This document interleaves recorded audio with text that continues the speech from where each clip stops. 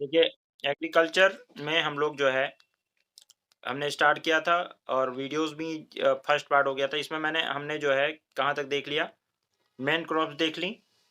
Main crops में rice, wheat, pulses, millets और oil seed and cotton, ये हमने देख लिया था, राइट? स्पाइसेस भी देख ली थी। शुगर कैन देखा था।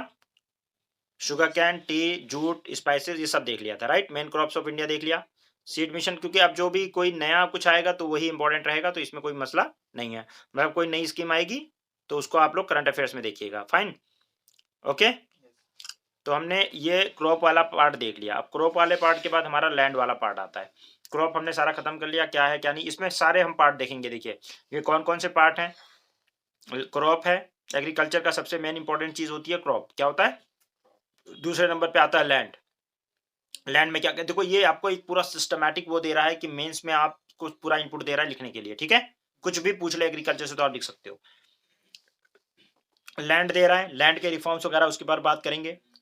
वाटर इरिगेशन वगैरह उस पर बात करेंगे। न्यूट्रिशन के बारे में बात करेंगे। मैकेनाइजेशन के ऊपर बात करेंगे कि क्या क्या उसमें चेंजेस हुए हैं, क्या मैकेनिज्म हुआ है, क्या चीज हुई है, ठीक है? एक्सटेंशन, एग्रीकल्चर एक्सटेंशन की बात करेंगे। फाइनेंसेस और मार्केट की बात करेंगे, ठीक है? तो ये ओवरऑल आपको इकोनॉमी वगैरह सब कुछ इसमें कवर हो जाएगी। फाइन, मतलब एग्रीकल्चर से रिलेटेड ज़्यादातर चीज़ें कवर हो जाएँगी।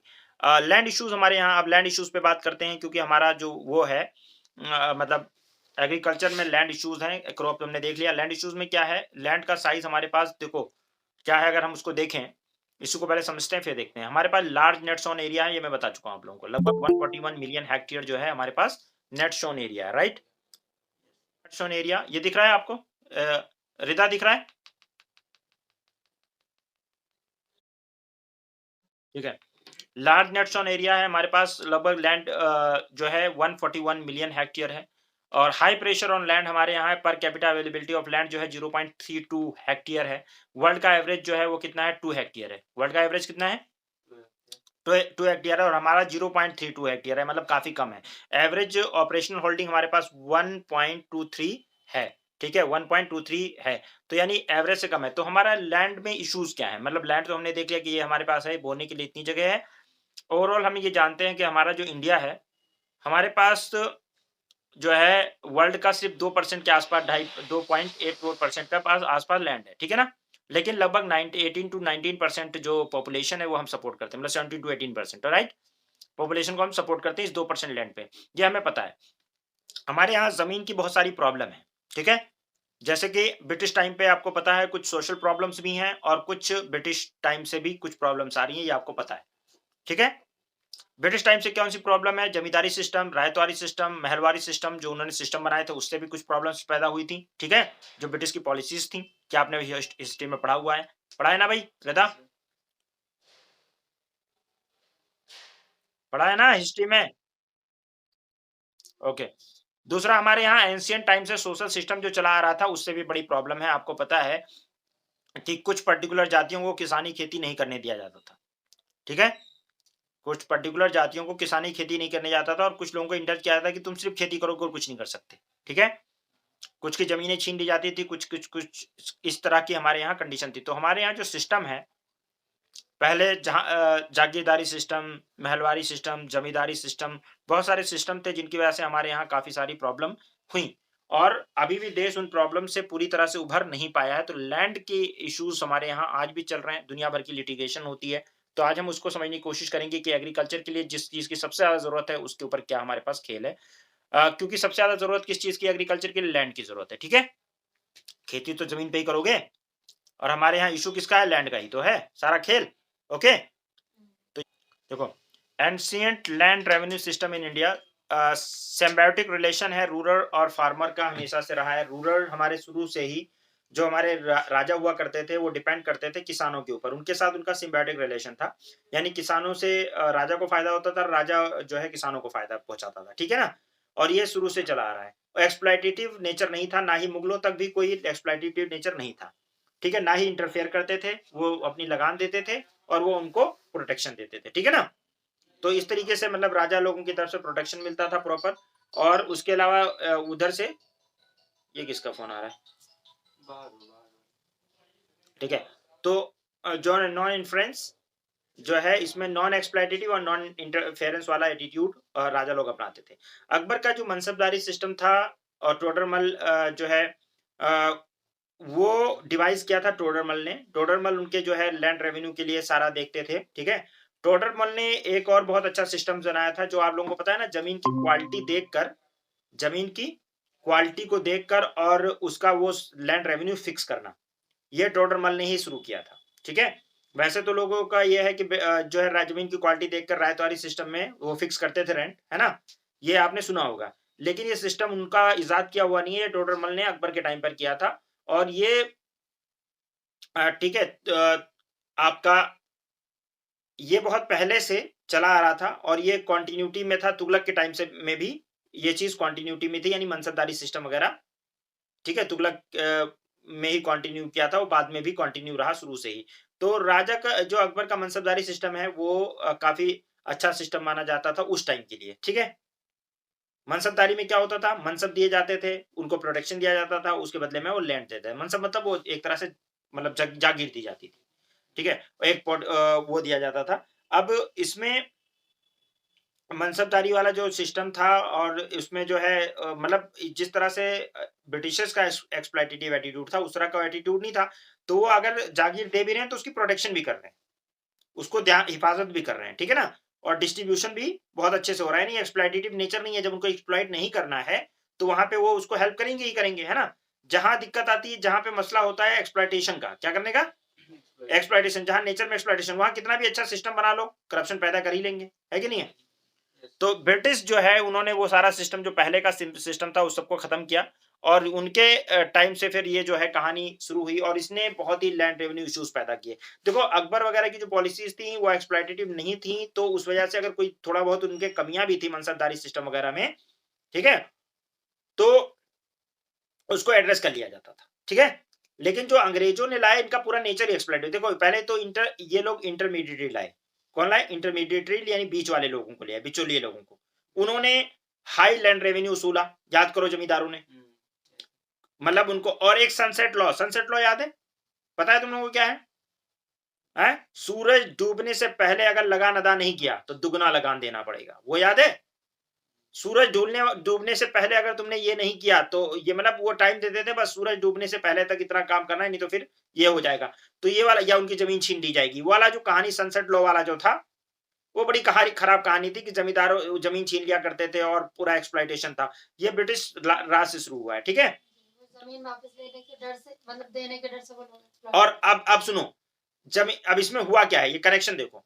जमींदार कह रहा है कि लैंड रेवेन्यू बहुत हाई वसूल कर रहा है, क्रॉप फेल हो गया है, अगर आज शाम तक नहीं पे किया, सूरज ढलने से पहले तक अगर नहीं हुआ सनसेट लॉ, नहीं अगर दिया तो क्या होगा? तुम्हारी जमीन छीन ली जाएगी। अब वो सोचेगा जमीन छीन जाएगी तो मेरा पूरा ही रोजगार खत्म हो जाएगा, तो क्या करूं? तो वो क्या, किधर भागेगा? मनी लेंडर के पास भागेगा। किसके पास भागेगा? मनी लेंडर के पास जाएगा। मनी लेंडर उसको पैसा तो दे देगा, लेकिन ब्याज इतना ज्यादा लगाएगा, इतना ज्यादा लगाएगा कि उसकी नानी याद आ जाएगी, ठीक है। और जब ये बहुत ज्यादा ब्याज, समझ रही हो रिदा? बहुत ज्यादा ब्याज लगाएगा, अच्छा बहुत ज्यादा ब्याज लगाएगा, जब वो अदा नहीं कर पाएगा तो उसको बंधुआ मजदूर बना लेगा। क्या बना लेगा? आजादी छीन लेगा उसकी, ठीक है ना। ये सारी चीजें हैं, और उसका जब कर्जा अदा नहीं कर पाएगा और वो चीजें हैं और उसको खाने के लिए नहीं मिलेगा तो फेमाइन, हंगर, इन सबका शिकार होगा ही होगा, है कि नहीं है? तो ये पूरा मतलब ये जो इश्यूज क्रिएट किए थे ब्रिटिशर्स ने, उसके ये सब क्या नाम है वो है। और सबसे ज्यादा एक्सप्लॉइटेशन दो लोगों ने किया, आपको याद करो पुरानी फिल्मों को, तो उसमें जमींदार एक विलेन दिखाया जाता था और एक लाला। तो लाला वाज द मनी लैंडर। लाला कौन था? हुआ करता था मनी लैंडर, हुआ करता था जो ब्याज पे पैसे देता था और उसके बाद में उसके क्या नाम है खिलवाड़ करता था उन लोगों के साथ, इज्जत से लेकर और हर चीज के साथ, ठीक है। सोने के कंगन छीन लेता था, राइट, वॉट एवर, ठीक है, मंगलसूत्र छीन लेता था। हैं? हाँ, मदर इंडिया है और ऐसी बहुत सारी पुरानी कोई भी फ़िल्म देखो, उसमें लाला जो है, लाला मनी लैंडर, वो क्या नाम है छीनता है, मंगलसूत्र ले लेता है और ये और वो रो रही होती है और ये वो सब कहानी चल रहा होता है। इसी पे हैं? मोटा होता है। अच्छा, लाला मोटा होता है, ठीक है, हाँ, बस सही है। और इंटरमीडिएट जो होते हैं जमींदार, जमींदार जो होता है वो एकदम ठाकुर साहब जमींदार, वो मूंछों वाला, वो मैंने आपको बताया हुआ है। तो ये वाला जो है इसकी वजह से इशू पैदा हुआ, ये आप समझ में आया। लेकिन ये इश्यूज जो थे आपको मैंने हिस्ट्री में पढ़ा रखा ऑलरेडी कि जमींदारी सिस्टम क्या है, रायतवारी सिस्टम क्या है, महलवारी सिस्टम क्या है, बहुत अच्छे से बताया है, कोई कह नहीं सकता कि नहीं बताया। बताया भाई? बताओ भाई रिता, बताया है?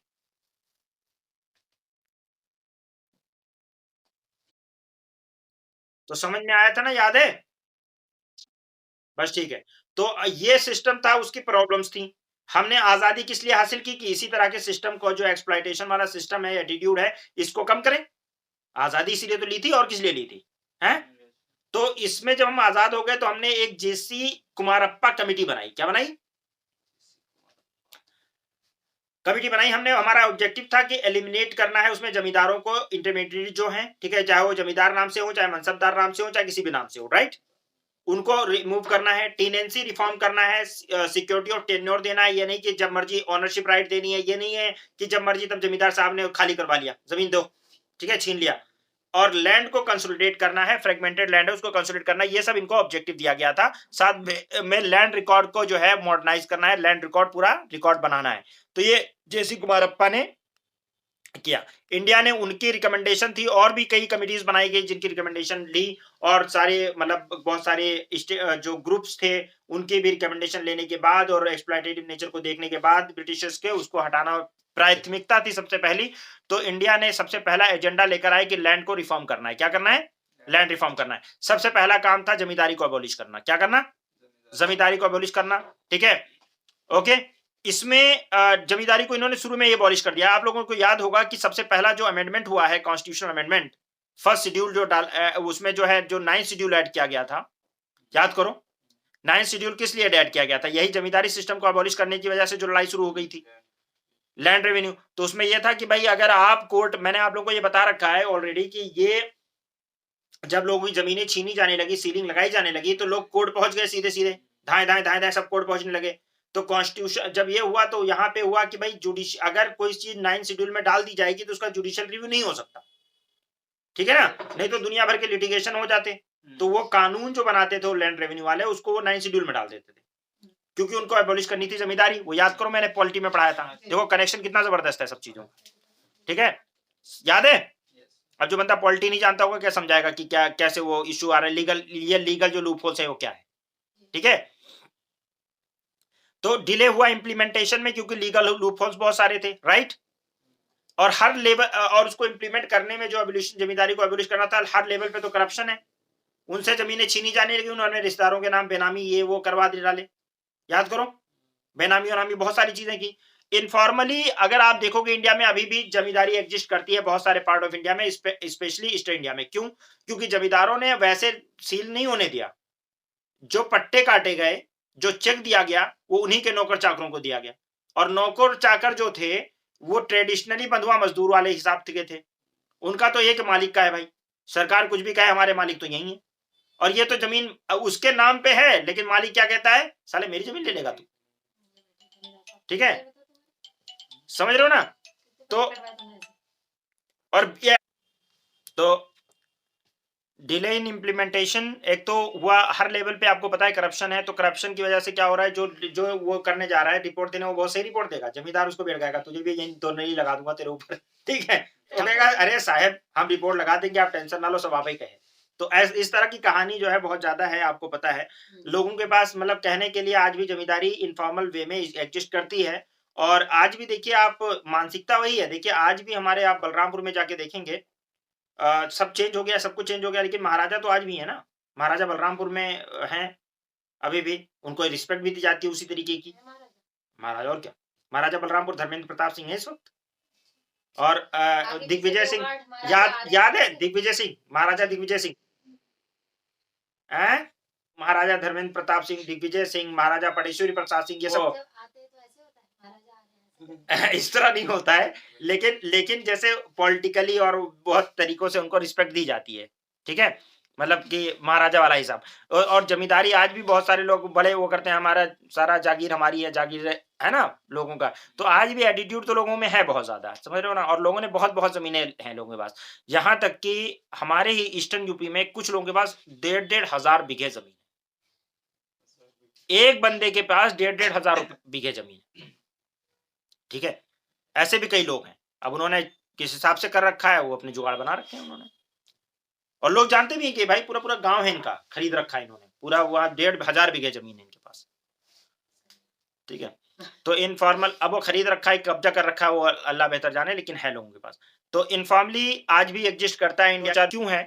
क्योंकि हमारे यहाँ लोकल लेवल पे करप्शन है बहुत ज़्यादा, लोकल लेवल पे, और उसकी वजह से जो है जो कानून बनाए गए ये ज़मींदारी को अबॉलिश करने के लिए, वो ठीक से फुल फॉर्म में वो नहीं हो पाए, ठीक है? इम्प्लीमेंट नहीं हो पाए। दूसरा, टेनेंसी रिफॉर्म करना था, पहले तो ज़मींदारी रिफॉर्म करना था। अच्छा, अभी ये लोग बेनामी प्रॉपर्टी के ऊपर कानून लेकर आए, आपको पता है ना? ठीक है? तो वो कानून आते रहे, उनको आप ध्यान रखिएगा कि बेनामी जानते हो ना आप लोग? बता चुका हूँ मैं। किसी और के नाम पे या किसी का नाम नहीं होता है उसमें, अपना ही चला रहे हैं वो, ठीक है? चल रही है कहानी, और सबको इन्फॉर्मली पता है किसकी है लेकिन फॉर्मली नहीं है, ताकि वो कानून को डिफीट कर सकें। तो बहुत सारी ऐसी चीज़ें हैं। एजेंडा, दूसरा एजेंडा था टेनेंसी रिफॉर्म करने का, ठीक है ना? लैंड का रेंट रिड्यूस करने का। पहले रेंट बहुत ज़्यादा, आपको पता है, याद करो 50-50% तक रेंट लगाया जाता था। 33 तो फेमस ही था, लेकिन आपको 3 कटिया सिस्टम, ठीक है? 1/3, आधा, 50%, ऐसे बहुत जगहों पे लगान था, यानी लैंड रेवेन्यू बहुत ज़्यादा। इसीलिए बहुत सारे लोग, पुराने जो लोग थे, वो ज़मीनें नहीं होल्ड करते थे। कहते लगान ना दी पीबे। हमारे दादा का, मैं जहाँ तक मुझे याद है, परदादा, मुझे तो मैंने देखा नहीं है लेकिन सुना है कि उनको ज़मीनें दे रहे थे लोग। मतलब ये कि इतनी-इतनी ज़मीनें ले लो। उन्होंने मना कर दिया लेने से। उसकी वजह क्या थी? उसकी वजह जब हम लोगों को आज समझ में आता है कि काहे ना ले लीन? क्यों नहीं लिया भाई? वहाँ पे ज़मीन ले लेना चाहिए। इतनी-इतनी ज़मीन मिल रही थी। तो उनको एक डर वो पहले का सता रहा था कि लैंड रेवेन्यू कौन देगा?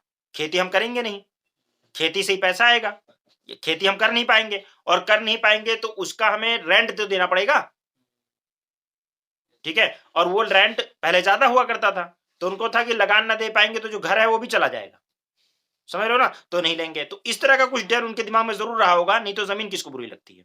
अच्छा, जिन लोगों का था कि नहीं हम खेती करेंगे, तो ज़ाहिर-सी बात है कि भाई जिन लोगों को करना होता, तो वो एक, अगर उनको मिल गया 100 बीघे है, 50 बीघे है, तो 50 बीघे में वो अच्छे से खेती करेंगे और थोड़ा बहुत लैंड रेवेन्यू 10 से 15% दे देंगे। जो खेती करेंगे उनके लिए ठीक था, लेकिन ये खेती करना नहीं चाहते होंगे, ये पढ़ाने-वढ़ाने वाले लोग। ट्रेंड जो है वो रिड्यूस हो करा उसके बाद में 10 से 15%। और security of the tenure of tenants, secure, लेकिन ये आज़ादी के बाद उतना नहीं था, लेकिन लोगों को डर वही था। जैसे जो कम पढ़े लिखे लोग, उनको डर था कि यार ये अभी घटाया है, बढ़ा देगा, ठीक है? इतना कहाँ से दे पाएँगे? क्योंकि पहले ज़मीनें देकर ही तो फिर एक्सप्लॉइट करते थे, उसी में लगा लेते थे, और उनका तो कुछ मिलता भी नहीं था, सारा ले जाते थे रेंट रेवेन्यू के नाम पर। वो मेहनत भी करें, और उनका क्रॉप फेल हो जाए तो उसमें भी फँसें, तो वो ज़मीन की कोई मतलब, क्योंकि ज़मीन पे और क्या, थोड़ी ना आप कोचिंग सेंटर खोल लोगे, स्कूल खोल लोगे उस समय। उस समय तो ज़मीन मतलब खेती करना है, तो सारा मेहनत करो और उसका रिटर्न भी ना मिल पाए, तो इसलिए लोग लोग लैंड उतना वो कंसिडर नहीं करते थे। पसंद किनको होता था? जिनको खुद खेती नहीं करनी, करवानी है, जमींदार टाइप के लोग। बड़ा है, लैंड होल्डिंग ले लिया, काम करवा रहे हैं, उनको तो मिल ही रहा है, उनको कुछ करना भी नहीं है, तो उन लोगों के लिए ठीक था। अच्छा, land rent was reduced by 10 to 15%। Security of the tenure of the tenants through lease और rent agreements. Security of tenure दिया जाता था कि भाई देखो, लीज दे दे रहे हैं आपको इतने दिन के लिए, ये जमीन आपकी रहेगी इतने दिन के लिए, आपसे कोई छीनेगा नहीं, मतलब सिक्योरिटी दी गई, ठीक है ना? अच्छा, but lack of land records, कोई रिकॉर्ड नहीं था। No conformity of the ownership of the land, और illiteracy and poverty of in the tenants. अब देखो, वही बता रहा हूं ना कि ज्यादातर जो लैंड रिफॉर्म करने की बात की गई, उसको लोग समझ भी नहीं पाए। ये कैसे रिफॉर्म होगा, ओनरशिप किसको होगी, ये तो उनका जमीन रहा, हमें कैसे मिल गया, ठीक है? और फिर क्या भरोसा है कि, क्योंकि इलिटरेट लोग हैं, पढ़े लिखे तो हैं नहीं, तो उनको ये नहीं पता है कि ये कुछ ऐसा रिफॉर्म कर रहे हैं। उनको तो भाई अंग्रेज थे तब भी वैसे ही लगता था, और जब अंग्रेज चले गए तब भी वैसे ही लगता है, ठीक है? क्योंकि उनको तो जो एक्सप्लॉइट कर रहा है वो उनका मनी लेंडर कर रहा है ना, आसपास के बंदे कर रहे हैं, उनका मनी लेंडर या उनका क्या नाम है, दरोगा कर रहा है। समझ रहे हो ना? तो पॉवर्टी बहुत ज्यादा थी टेनेंट्स में, तो उस वजह से ये लोग जो है, लैंड रिकॉर्ड वगैरह कुछ था नहीं, कुछ पता ही नहीं चलता था उन लोगों को, इसलिए भी बहुत सारी चीजें, जो लोग पढ़े लिखे थे उन लोगों को तो समझ में आ रहा था कि ये हो गया, अब तो हमें ऐसे हिसाब बन गया हमारा। लेकिन जो लोग इतने पढ़े लिखे नहीं थे, वो लोग इस रिफॉर्म का फायदा नहीं उठा पाए। टेनेंसी रिफॉर्म का, ठीक है ना। मतलब टेनेंसी रिफॉर्म का मतलब यह है कि जमीन आपको मिल रही है, इतने सालों के लिए लीज पे मिल रही है, आपसे कोई नहीं छीनेगा, समझ रहे हो ना। आपके एक तरह से ओनरशिप मिल रहा है आपको, ठीक है। हमेशा के लिए जमीन तो किसी को मिल ही नहीं सकती, अरे ऐसे नहीं तो वैसे मर ही जाओगे, तो हमेशा के लिए तो हो ही नहीं सकती। तो जो टेनेंसी मिल रही है, एक तरह से ओनरशिप मिल रही है, लेकिन वो नहीं समझ पा रहे हैं, ठीक है ना। अच्छा, उसके अलावा लैंड सीलिंग जब शुरू हुई, तब यहाँ सारी कहानी आपको पता है ना, लैंड सीलिंग करना था, जमींदारी तो अबोलिश कर ही दो, उसके बाद जो लैंड उसको सील करो, ठीक है। अब एक अपर लिमिट सेट करो, जैसे 72 बीघा 75 बीघा जो भी है, अलग अलग स्टेट्स की अलग अलग लिमिट है, लेकिन अपर लिमिट सेट करो कि इससे ज्यादा जमीन आप नहीं रख सकते, इससे ज्यादा अगर जमीन आपके पास है तो सरप्लस गवर्नमेंट ले लेगी, ठीक है। जैसे 72 बीघा मान लो यूपी में है, यूपी में कितना है लैंड सीलिंग, तुम्हारे यहाँ कितना है लैंड सीलिंग का है, देखो अभी सर्च सर्च चेक करो कितना है लैंड सीलिंग, खाना मिल गया तुम्हारा, ठीक है, कि 64 बीघे मान लो, ठीक है। अरे लगभग लगभग ये अपर लिमिट ऊपर नीचे होती रहती है। तो कितना है यूपी के अंदर 64 बीघे 70 बीघे के आसपास मान लो, और तुम्हारे तुम्हारे यहाँ पे कितना है,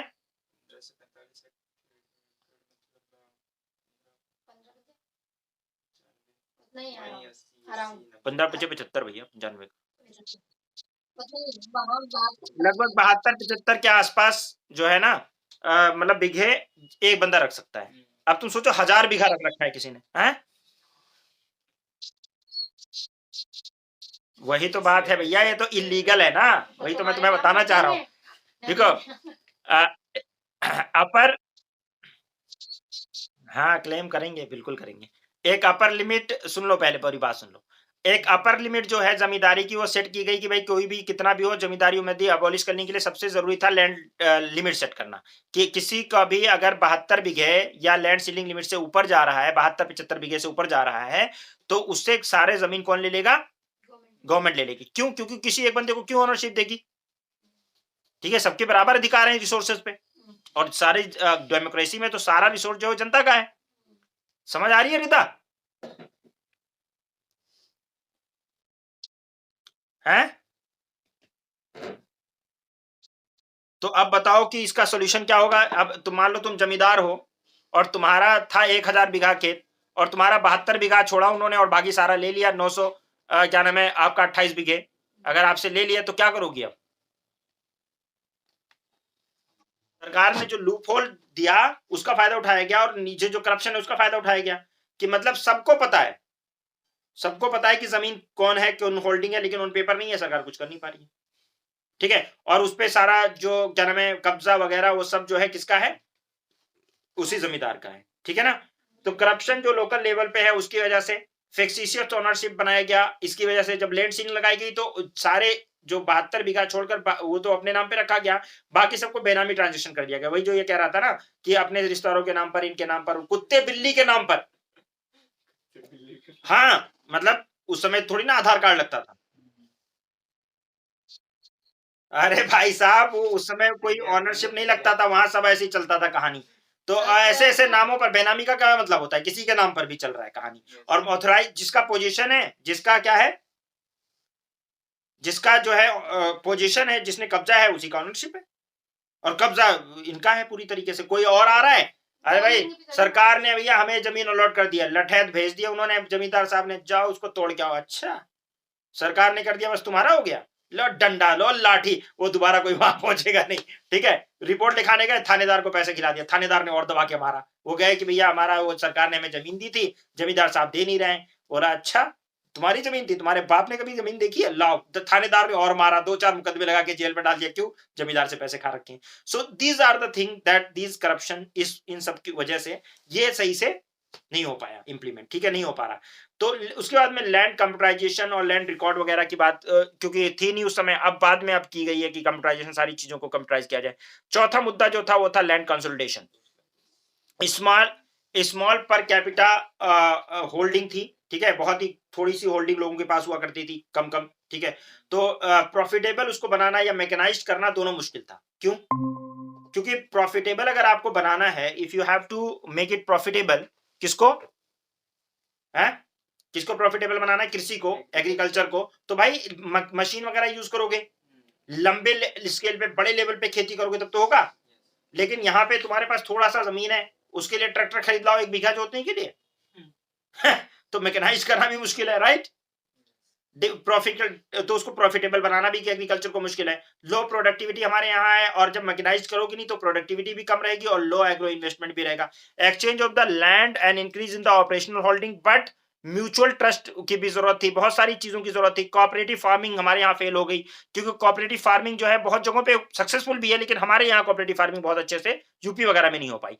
गुजरात में फिर भी कोऑपरेटिव फार्मिंग बेटर है, लेकिन हमारे जो यूपी वगैरह वाले लोग हैं वो नेतागिरी टाइप के, या बिहार में कोऑपरेटिव फार्मिंग बुरी तरह फेल हुई, और मैं बताऊंगा कैसे होता है। ठीक है। अच्छा, not all the state can successfully implement the land reform, और सारे स्टेट में जिस तरह का सिस्टम था, देखो अलग अलग तरह से सोशल सिस्टम अलग अलग जगहों पे अलग अलग स्टेट में अलग अलग था, तो जो लैंड रिफॉर्म किए भी गए उसको हर स्टेट में अच्छे से इंप्लीमेंट नहीं किया गया। सिर्फ कुछ ही स्टेट जो है जो ठीक से इंप्लीमेंट कर पाए वो थे पंजाब, ठीक है, हरियाणा, ठीक है, हरियाणा, पंजाब, और आपका क्या नाम है, गुजरात और महाराष्ट्र। सदर्न स्टेट जो थे पार्शियली सक्सेसफुल रहा, यहाँ सब पूरी तरह से यहाँ भी नहीं रहा, लेकिन पार्शियली सक्सेसफुल रहा। ठीक है ना? Okay. Farmer in the eastern Indian state is still not free from the clutch of जमींदार, bonded labor and exploitation of farmer। देखो सरकार को क्या पता नहीं है, सब उन्हीं की किताबों में लिखा है, एनसीईआरटी से उठाई गई ये बातें। उनको भी पता है कि ईस्टर्न यूपी वगैरह में, बिहार में और बंगाल में हम अभी भी जमींदारी सिस्टम को हटा नहीं पाए हैं। ठीक है, गेटिंग? आज भी हम लोग झेल रहे हैं इनके क्लंचेस में रहे। Farmers in the eastern India small land holding है उनके पास, लैंडलेस लेबरर है, हाई एग्रीरियन पॉवर्टी वहां पे बहुत ज्यादा है। ठीक है, तो ये हमने देखा। ओके, क्या क्या देखा कि लैंड रिफॉर्म क्या है, और हिस्टोरिक सिचुएशन, ब्रिटिश पॉलिसीज, और उसके अलावा लैंड रिफॉर्म, ये हमने धीरे धीरे चीजों को देखा। ओके, देख लिया। अब इंडिया की एग्रीकल्चर के अंदर जो डाइवर्सिटी है इंडियन एग्रीकल्चर में, इसको हम कल बात करेंगे, इसके बारे में यहां से स्टार्ट करेंगे। ठीक है, यहां तक हमने 4 पॉइंट है, और इस मुद्दे पे क्वेश्चन आ जाता है। क्या आ जाता है? जो मैंने अभी पीछे बताया कि जो लैंड रिफॉर्म हुआ है, लैंड का जो इशू है वो क्या है, और उसमें क्या क्या है, किस वजह से। तो चारों एजेंडा आप 4-5 एजेंडा जो भी है उसको आप लिखेंगे, और उसके बारे में जो इश्यूज हैं उसके साथ साथ उसका सोल्यूशन क्या हो सकता है फ्यूचर में। अभी आगे बहुत सारी गवर्नमेंट स्कीम भी लेकर आएगी, लॉज भी लेकर आएगी, उसको इंप्लीमेंट करने की भी बात आएगी, तो वो भी हम बात करेंगे। और अभी जो स्कीम्स आएंगी इससे रिलेटेड, लैंड से रिलेटेड, उसकी भी बात कर लेंगे। पहले भी आई हैं, लैंड सीलिंग एक्ट वगैरह आया है। तो अभी आपका थोड़ा सा होमवर्क है, दे रहा हूं, वो ये है कि इंडिया में जो है कौन से लैंड रिफॉर्म के लिए कौन से कानून बनाए गए थे, और अभी मतलब इस वक्त कौन से एक्टिंग है, वो आप जरा करके आइएगा। ठीक है, मतलब क्या क्या गवर्नमेंट की स्कीम है लैंड रिफॉर्म को लेकर। ठीक है, आजादी से लेकर अभी तक। ओके, उसको देखिएगा जरा। ठीक है रेदा, आजादी से लेकर अभी तक लैंड रिफॉर्म के लिए गवर्नमेंट के पास क्या स्कीम्स हैं, गवर्नमेंट ने क्या कानून बनाया और कौन सी स्कीम्स बनाई है लैंड रिफॉर्म के लिए, ये एक होमवर्क भी लेना है, साथ में इसमें ऐड करना है आपको, फिर कल और बाकी आगे बातें करेंगे। इसमें आपके दो दो चीजें कवर हो जाएंगी। एक तो आपकी ये कवर हो जाएगी, क्या नाम है, मतलब ज्योग्राफी भी कवर हो जाएगी, और इससे पॉलिटी और सोशल इश्यूज और इकोनॉमी भी कवर हो जाएगी, इस पॉइंट को अगर कर लोगे तो, क्योंकि उसमें सारी चीजों को कंसिडर करके तब वो पॉलिसीज लाई गई हैं। ठीक है, या स्कीम्स लाई गई हैं। ठीक है, तो चलिए कल मिलते हैं इंशाल्लाह इसमें आगे। समझ में आई बात आज? हो रहा है ये, हमने लैंड रिफॉर्म ब्रिटिश टाइम पे जो चीजें हुई हैं उनको देख लिया है। अब आगे हमारा जो है इसमें कि डाइवर्सिटी इंडियन एग्रीकल्चर में कैसे है। तो हमारे इंडिया में एग्रीकल्चर में आप देखोगे तो हर जगह डाइवर्सिटी आपको पाई जाएगी, मतलब हर जगह डाइवर्सिटी है।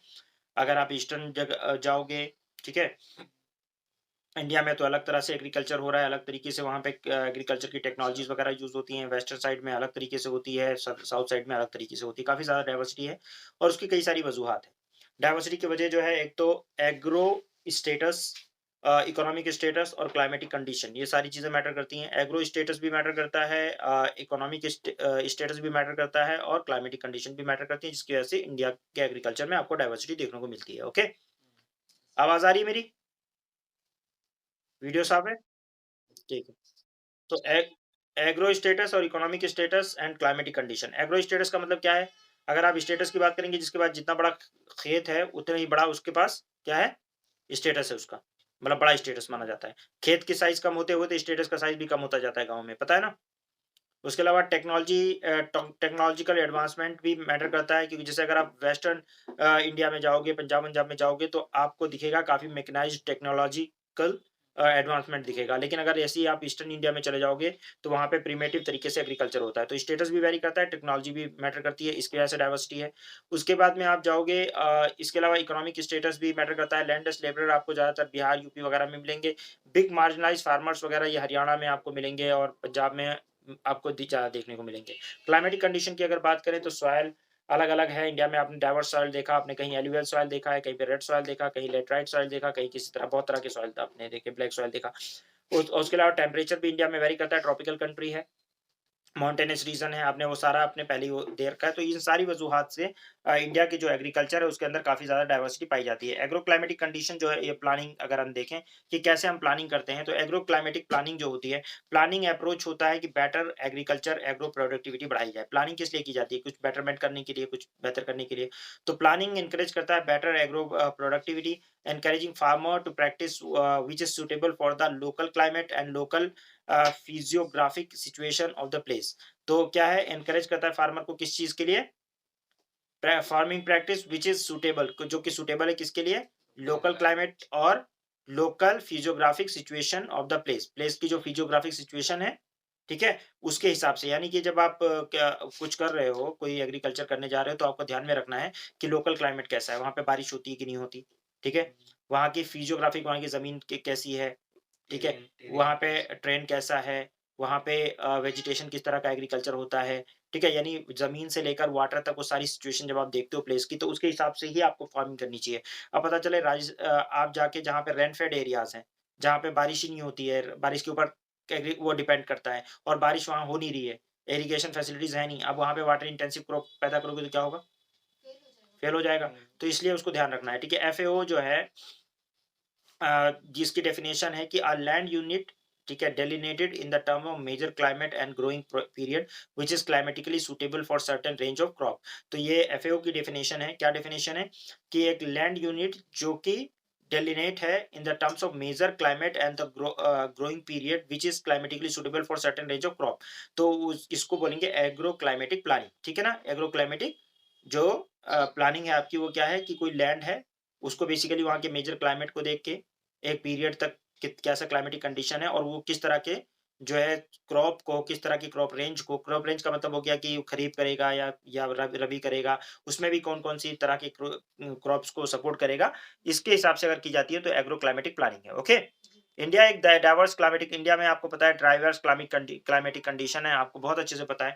तो डिवीजन उसी के बेस पर, नेचुरल कंडीशन के बेस पर किया जाना चाहिए, यानी क्लाइमेट के बेसिस पर, मतलब रेनफॉल क्या है, टेम्परेचर क्या है, सॉइल का टेक्सचर कैसा है, न्यूट्रिशन कैसा है, और या फर्टिलिटी, वाटर होल्डिंग कैपेसिटी, ये सारी चीजों को देखकर सॉइल को देखा जाएगा। उसके अलावा वाटर अवेलेबिलिटी मतलब सरफेस वाटर है या ग्राउंड वाटर है, इस तरह से देखा जाएगा कि क्लाइमेट रेंज पैरामीटर्स क्या-क्या है। ट्रेन देखी जाएगी, स्लोप है, प्लेन है, कैसा है, क्योंकि अगर स्लोप प्लेन है तो फिर व्हीट वगैरह की खेती कर सकते हो, राइट?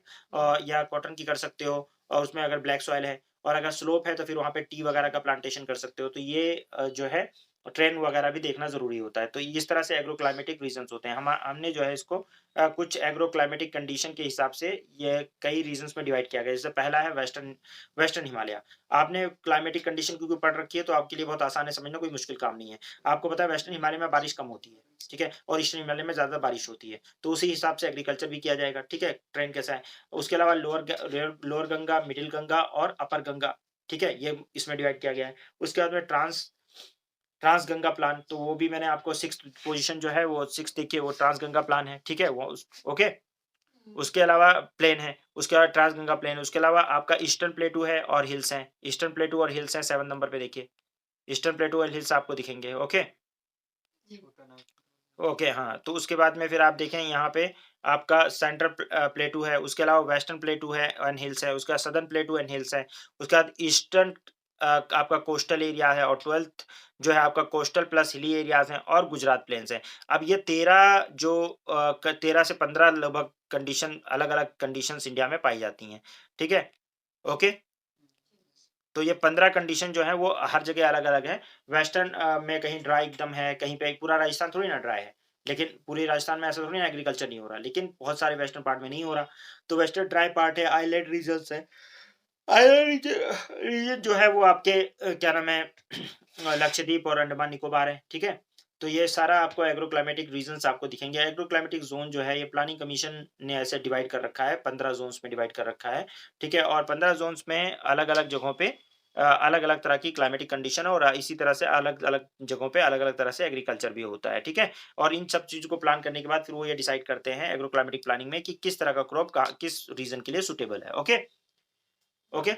ऑब्जेक्टिव क्या होता है एग्रो क्लाइमेटिक प्लानिंग का? ये एग्ज़ाम में क्वेश्चन आ सकता है कि what is agro climatic planning, उसका ऑब्जेक्टिव क्या है ये वो? तो अगर आप आता है तो आप ऐसे लिख दीजिएगा इसमें से। Objective under the agro climatic planning वो क्या है? मैक्सिमम प्रोडक्टिविटी पानी है, एग्रो प्रैक्टिस, टेक्नोलॉजी रिसर्च वगैरह करके, उसके अलावा कंजर्वेशन ऑफ द रिसोर्सेज़ का कंज़र्व करना यानी वाटर यूज़ एफिशिएंटली वाटर को यूज़ करना, एफिशिएंसी होनी चाहिए। Use of choice of crop भी बेटर होना चाहिए, ये नहीं कि सॉइल की फर्टिलिटी को खत्म करवा दे, इस तरह से नहीं होना चाहिए। इकोनॉमिक बेनिफिट फार्मर को होना चाहिए यानी diversification with in the agriculture, agriculture में डाइवर्सिफिकेशन किया जाना चाहिए और नॉन क्रॉप ऑप्शंस भी होने चाहिए जैसे कि एग्रीकल्चर के साथ साथ डेयरी फार्मिंग वगैरह ये सब। और diversification in the with in agriculture इसका मतलब ये है कि जैसे अगर आप मान लीजिए कोई खेती करते हैं तो खेती में जैसे क्या होता है कुछ क्रॉप आप उगाते हैं तो उसमें आपको इतना बेनिफिट नहीं होता।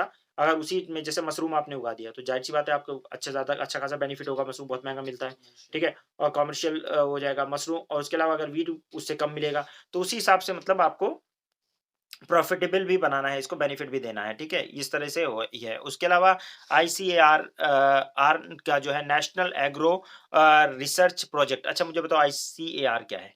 काउंसिल फॉर एग्रीकल्चर रिसर्च जो है, ठीक है? इसने नेशनल एग्रो रिसर्च प्रोजेक्ट जो है, ये स्टार्ट किया है। इसमें क्या है इस प्रोजेक्ट के तहत वो काफ़ी सारी चीज़ों को ध्यान में रखते हुए प्लानिंग करते हैं।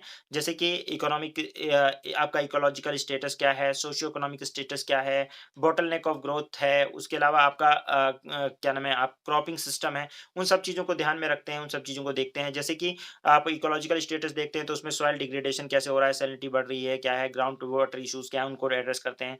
दूसरा आपका सोशल इकोनॉमिक स्टेटस में देखते हैं तो लैंडलेस लेबरर को देखते हैं, मार्जिनलाइज्ड फार्मर को देखते हैं। उसके अलावा बॉटलनेक ऑफ टू ग्रोथ क्या है, न नेचुरल है और ह्यूमन इंड्यूस्ड रीज़न है, क्या रीज़न है यानी नेचुरल रीज़न है या ह्यूमन इंड्यूस्ड रीज़न है। उसके अलावा आपका क्रॉपिंग सिस्टम क्या है, रेन फेड फार्मिंग है या शिफ्टिंग एग्रीकल्चर है, वो आपको देखना होता है, राइट?